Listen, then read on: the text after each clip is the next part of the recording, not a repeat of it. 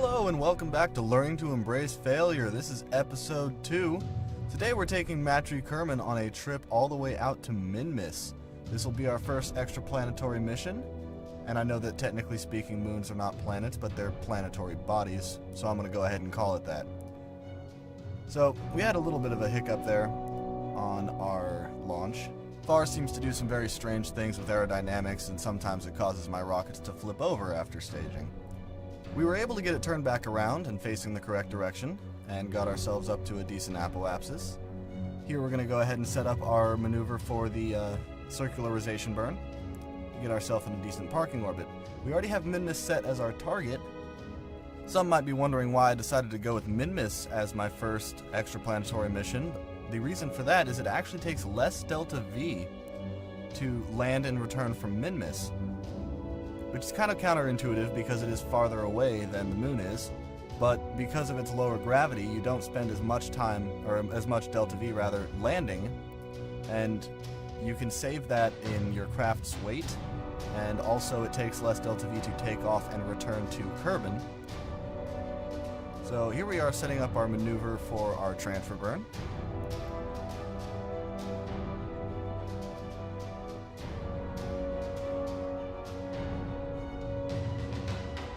Now, I was going to tinker around with this and get an inclination change in there to get that periaps a little bit closer, but then I remembered that it actually takes less delta V to do that inclination change when you're farther out. So I'm going to go ahead and do this transfer burn now, and once we're about halfway between Kerbal and Minmus, then I will do my inclination change there. I had to separate my transfer stage because it didn't have enough fuel to make it all the way to Minmus, but fortunately I built extra fuel into the lander just in case this was the case. So we should have plenty enough fuel to make it all the way there and back. I'm setting up an inclination change here halfway between the two because that is the most efficient location as far as use of fuel is concerned. If you do it too close to Kerbal, it takes more delta V to get that inclination change to happen. But if you do it too close to Minmus, then it takes more delta V because you're trying to catch up to your target rather than just approaching it at a natural angle. So here, right about middle, we're going to go ahead and do our real quick inclination change. Because of how little delta V it actually requires, we're going to make sure not to use full throttle. I've seen that mistake happen once or twice before in the past. And now that we've got our decent periapsis, we're going to go ahead and continue on.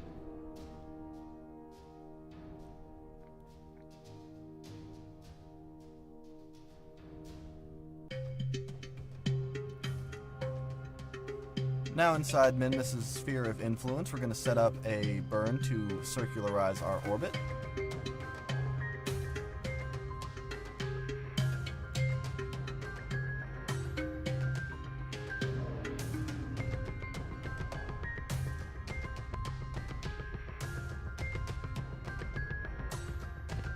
Once again, this is one of the reasons why landing on Minmus is easier than the moon. Because of the lower gravity, it takes less delta V in order to circularize orbits, and also, once again, less delta V to actually land. I'm setting up a maneuver to make sure that I land on the daytime side of Minmus because this craft doesn't have much in the way of lighting equipped on it, so I want to make sure that I can see what I'm doing. Doing an EVA here to take the reports from the mystery goo container and the command pod.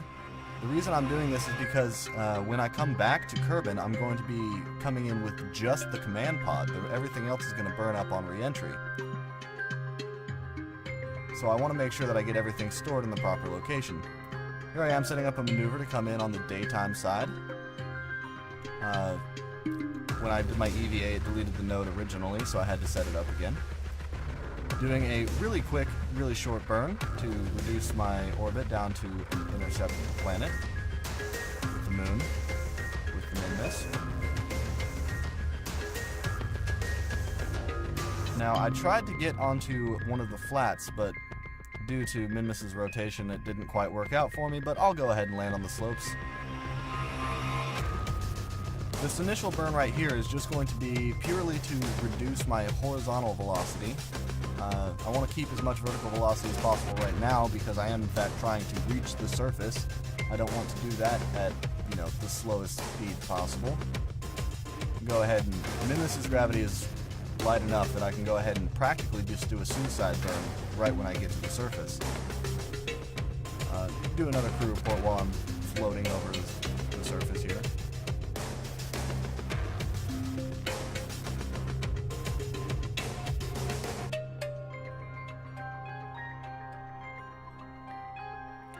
Here I am doing that burn to reduce my velocity down to single digits.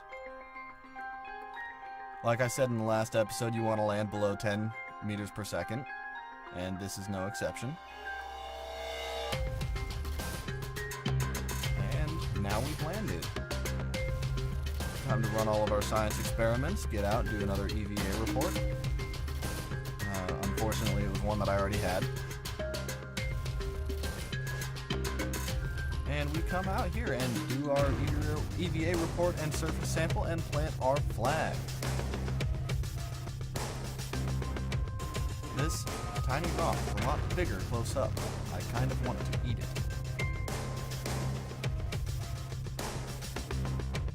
Alright, and once again we're going to zoom way the hell out. I do this every single time before I take off just to make sure that there's no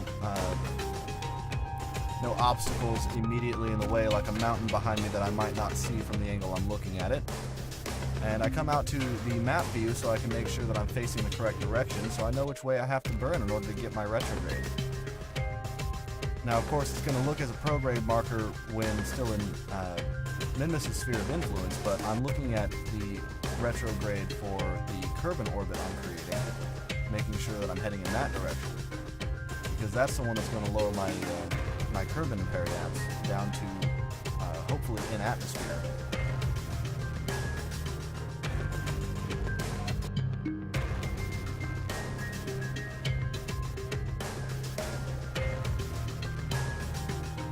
Here I am attempting to trim my orbit a little bit, but I ended up deciding that I'm just going to wait until I clear Minmus' sphere of influence before I trim it any farther.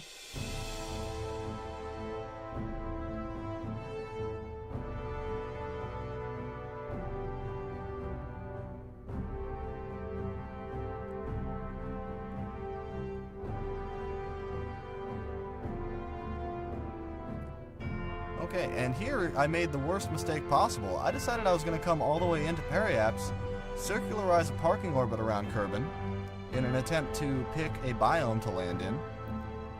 But as you'll see here, with the amount of delta V left in the vessel and the amount of delta V it's going to take to make this parking orbit, I'm not going to be able to land with this craft. I have gotten myself stuck in orbit. The thing I didn't realize until after I had finished recording was that if I had just waited to go back out to Apoapse, I could have used that delta V a lot more efficiently and brought myself into an orbit where I could actually effectively land. Sadly, what I've done here is I've gotten Matri Kerman stuck in orbit with no fuel.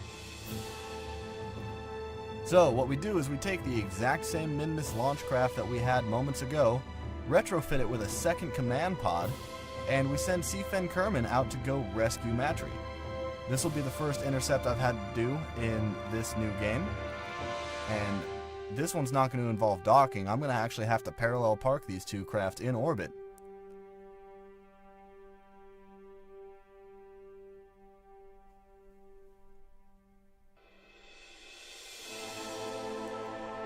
So right here we're setting up a maneuver to try to get an intercept as close as possible, but as I will soon find out, this is going to take a couple of orbits to actually get.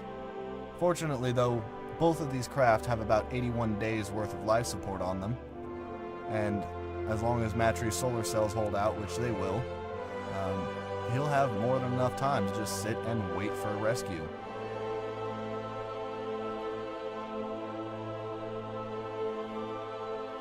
So here we are in a lower orbit because I'm trying to catch up to an intercept. And as you see with the intercept markers, every single orbit I make, they get closer and closer together. But I think I take this chance to trim it slightly farther to get the closest intercept possible.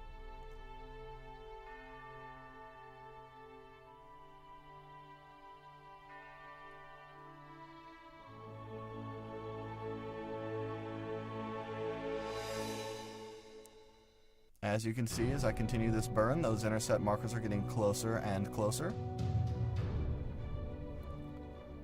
Outstanding. We're going to try to trim it just slightly farther, even though I bet you that this maneuver was completely unnecessary. But when you're talking about rescuing a craft here, the closest intercept you can possibly get is the best one.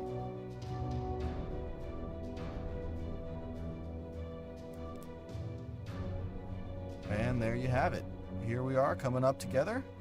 I'm going to switch modes, or switch views, and oh, here I am. I'm doing a burn to reduce the target velocity, trying to match the orbit of the craft in question. They're still slightly separate, but that's something that we can work out. Here we are burning in the direction. We're trying to make our prograde marker and our target marker match on the nav ball. And once we start getting closer, I'm going to have to trim it farther. And of course, kill the rest of our relative velocity.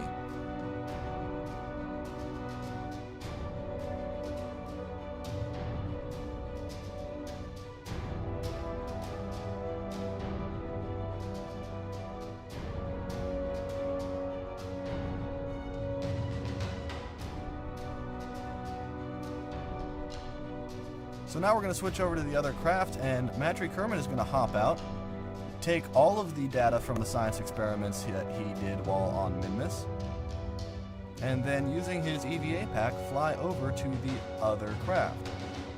Sadly, and I apologize for the video here, that it had to happen on the nighttime side, but sometimes you take what you can get. So we go burn retrograde. Almost have an accident there with the other craft.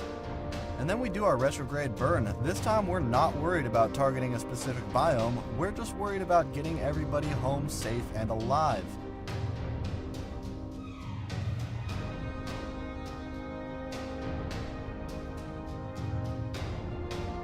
Alright, and here we are coming in over the ocean. Doing our retrograde burn again, trying to bring our total velocity down to landing speeds. This craft is going to be coming in on parachutes. It's going to go ahead and ditch the engines and fuel tanks.